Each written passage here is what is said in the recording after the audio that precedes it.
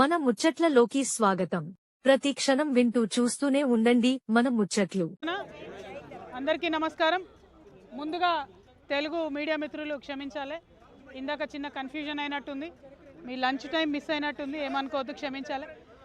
అదేవిధంగా ఇవాళ కోర్టులో ఏదైతే ఢిల్లీ లిక్కర్ పాలసీ విషయంలో పెట్టినటువంటి తప్పుడు కేసును సంపూర్ణంగా కోర్టు కొట్టివేస్తూ తీర్పిచ్చిందో దానికి మన భారత న్యాయ వ్యవస్థకు మనస్ఫూర్తిగా మేము ధన్యవాదాలు తెలియజేస్తూ ఉన్నాం. ఎందుకంటే మేము మొదటి రోజు నుండి చెప్తూ ఉన్నాం, ఇందులో ఎక్కడా కూడా ఏమాత్రం సంబంధం కూడా నాకు లేదు, నేను ఒక కడిగిన ముత్యంలాగా బయటికి వస్తానని చెప్తూ వచ్చాను. అదే ఇవాళ కోర్టు ద్వారా నిరూపణ అయింది. మరి కోర్టు ఏదైతే కుట్రపూరితమైన ఈ కేసు ఉందో ఆ కుట్రలన్నింటినీ ఛేదిస్తూ కంప్లీట్గా ఆర్గ్యుమెంట్సే ఫాల్స్ ఉన్నాయని చెప్పి బేషరతుగా ఆ కేసులో ఉన్న వాళ్ళందరికీ కూడా మరి విడుదల చేయడం అనేది, క్లీన్ చీట్ చేయడం అనేది మనస్ఫూర్తిగా స్వాగతిస్తూ ఉన్నాం. కాకపోతే బాధ అవుతూ ఉన్నది, ఎందుకంటే ఒక్కొక్కరు సంవత్సరన్నర కాలం నేను స్వయంగా 5.5 నెలలు కుటుంబానికి, పిల్లలకు, అందరికీ దూరంగా ఉండడం, ఆ బాధ, అవమానం, జరిగినటువంటి వ్యక్తిత్వ హననం, అవన్నీ కూడా ఎన్ని కోట్ల రూపాయలు ఇచ్చినా అది తిరిగి వచ్చేటటువంటి విషయం కాదు. ఎంత సమయం జరిగినా ఆ నష్టం మాకు, మా కుటుంబానికి జరిగిందన్నమాట వాస్తవం. అయితే ఆ కఠిన సమయంలో నాతో పాటు డబ్బులు ఉన్నా లేకున్నా ప్రతి హియరింగ్కి ఇక్కడున్న మా అక్క చెల్లెలు, అన్నదమ్ములు అందరూ కూడా ఢిల్లీ వరకు వచ్చి నాకు మద్దతుగా ఇచ్చి, నైతిక స్థైర్యాన్ని ఇచ్చి, ఇక్కడ నా పిల్లలు ఒంటరిగా ఉన్నప్పుడు వారికి అండగా నిలిచినటువంటి ప్రతి ఒక్కరికి కూడా నేను హృదయపూర్వకంగా ధన్యవాదాలు తెలియజేస్తూ ఉన్నాను. ప్రత్యేకించి మా అమ్మకు, మా నాన్నకు, మా అత్తమ్మకు, మా మామయ్యకు, మా మొత్తం భర్త తరఫున కుటుంబానికి అందరికీ కూడా నేను హృదయపూర్వకంగా ధన్యవాదాలు తెలియజేస్తున్నాను, పాదాభివందనాలు తెలియజేస్తూ ఉన్నాను. మీరు ఇచ్చినటువంటి బలంతోనే ఆ జైల్లో 5.5 నెలలు కూడా నేను పిల్లలు లేకపోయినా కన్నీళ్లు దిగమింగుకొని కర్తవ్యాన్ని గుర్తు చేసుకొని గడిపినానని చెప్పి ఈ సందర్భంగా తెలియజేస్తున్నా. మరి ఇవన్నీ జరుగుతూ ఉంటే ఇవాళ కేటీఆర్ అన్నగారి ట్వీట్ చూడడం జరిగింది. ఇప్పటి వరకు మేము పైన రైతు కమిషన్లో మరి మా గద్వాల రైతన్నల సమస్యలు, నిజామాబాద్ ఎర్రజొన్నల సమస్యలు, ఖమ్మం పామాయిల్ రైతుల సమస్యలు, ఇట్లా అనేక రకాలైనటువంటి సమస్యలను పైన వివరించి రావడం జరిగింది. ఎందుకంటే నేను పదే చెప్పినాను, ఈ అంశం నన్ను ప్రజాసేవ చేయడంలో ఆపదు, నేను ఎత్తుకున్నటువంటి మార్గానికి ఈ కేసులు ఇవి అడ్డంకి కాదని చెప్పినాం. ఇవాళ కేసు తీర్పు వచ్చినప్పటికి కూడా మా కార్యకర్తలతో సంబరాలు చేసుకొని మళ్ళీ మా పని మీద మేము రావడం జరిగింది. రైతన్నల విషయాలు అనేకం రైతు కమిషన్కి వివరించడం జరిగింది.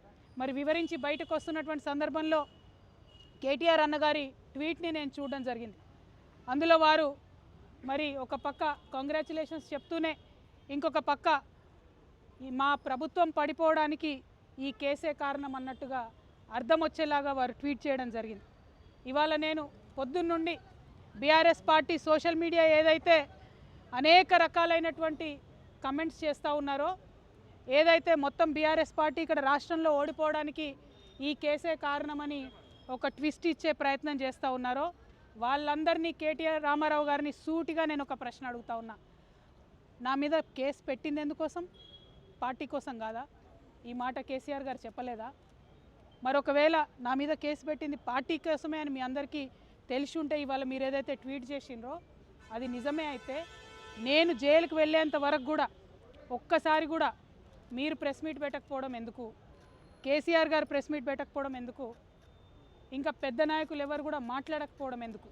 అంటే ఆనాడేమో నేను ఒంటరిగా ఫేస్ చేసుకోవాలి, పార్టీ సోషల్ మీడియా కనీసం సపోర్ట్ చేయదు.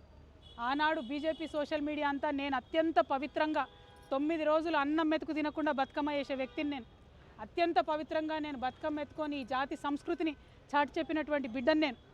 ఆ బతుకమ్మ ప్లేస్లో లిక్కర్ బాటిళ్ళు పెడితే బీఆర్ఎస్ పార్టీ సోషల్ మీడియా ఆనాడు ఏమైంది? మీరు ఆనాడే ఎదుర్కొని ఉంటే ఈ గతి పట్టేదా బీఆర్ఎస్ పార్టీకి? బీఆర్ఎస్ పార్టీ అసెంబ్లీ ఎన్నికల్లో ఓడిపోవడానికి నేను కారణమా? ఒక్కసారి ప్రజలు కూడా రివైండ్ బటన్ దయచేసి నా కోసం ప్రెస్ చేసి ఆలోచన చేయాలి. ఆనాడు ఉన్న అంశాలు ఏంటిది?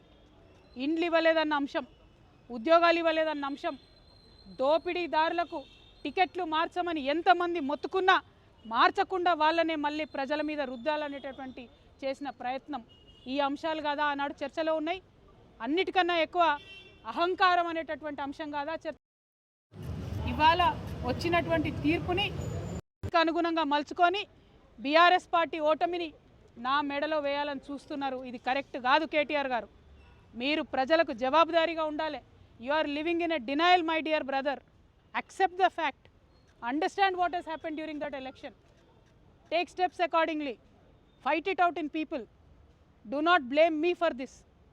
Whereas the party supported me, 3 years of the cases, did party social media support me? ఇవాళ పొద్దున్న నుండి సన్నాయి నొక్కులు నొక్కుతున్నారు. పెంపకానికి వచ్చిన కోర్టు తీర్పా ఏందో అడ్డమైన రాతలు నేను ఆ సోషల్ మీడియా చూడను. దీనివల్లే బీఆర్ఎస్ ఓడిపోయింది అంటున్నారు. మరి ఎందుకు మాట్లాడలే? నేను పార్టీ కోసం కాదా జైలుకి పోయింది? మీకు తెలియదా ఏం జరిగిందో వెనకాల?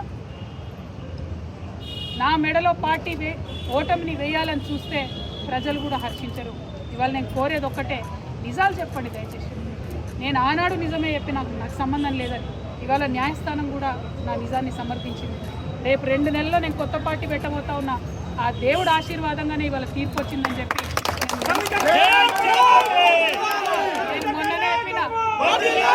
నేను మొన్ననే చెప్పిన రాజకీయం చేయాలంటే ధైర్యం ఉండాలి, ఓడిపోతే ఒప్పుకునే ధైర్యం ఉండాలి. నిజామాబాద్లో నేను ఓడిపోయినాడు ఒకటే మాట చెప్పిన, ప్రజలు ఇచ్చిన ఏ తీర్పునైనా శిరసావిస్తా అని చెప్పిన తప్పితే కారణాలు వెతకలేదు. ఇవాళ వచ్చిన తీర్పుని దీనివల్లనే ఓడిపోయిందని చెప్తున్నారు. అన్న రాసిన ట్వీట్లో, రామన్న గారు కేటీఆర్ గారు రాసిన ట్వీట్లో కేజ్రీవాల్ గారి ప్రభుత్వం ఓడిపోయిందన్నారు. ఓడిపోయి ఉండొచ్చు, అక్కడ సంగతి నాకు తెలియదు. కేజ్రీవాల్ గారు అరెస్ట్ అయినాక ఎన్నికలు వచ్చినాయి. ఇక్కడ నన్ను అరెస్ట్ కాకముందే ఎన్నికలు వచ్చినాయి. మీరు ఫ్యాక్ట్స్ని ట్విస్ట్ చేసి సోషల్ మీడియాలో మాకు పెద్ద ఆర్మీ ఉంది, పేడ్ బ్యాచ్ ఉంది, నేను ఏది మాట్లాడినా నడుస్తుంది చెల్లుతుంది అనుకుంటే ఆ రోజులు పోయినాయి. దయచేసి నిజం చెప్పండి. నాకు ఆర్మీ లేదు, గిర్మీ లేదు, నాకు ఉన్నది గివిలే అబ్బా. ఈ పిడికడి మందితోనే ఈ రాష్ట్రంలో ఒక కొత్త రాజకీయ ప్రజల పక్షాన నిలబడి పనిచేస్తాం. కానీ చేతులు జోడించి తెలంగాణ ప్రజలకు మాత్రం ఒకటి విజ్ఞప్తి చేస్తున్నాం. ఒక ఆడబిడ్డ కష్టంలో ఉన్నప్పుడు అడ్డమైన పేర్లు పెట్టి, అడ్డమైన టైటిల్స్ పెట్టి, సోషల్ మీడియాలో నాలుకకు ఎంత వస్తే అంత మాట్లాడినటువంటి అడ్డగాడిదలు మాత్రం సమయం వచ్చినప్పుడు బుద్ధి చెప్పాలని ప్రార్థన చేస్తూ మీ అందరి దగ్గర సెలవు తీసుకుంటున్నా. Thank you. జై తెలంగాణ, జై తెలంగాణ, జై జాగృతి.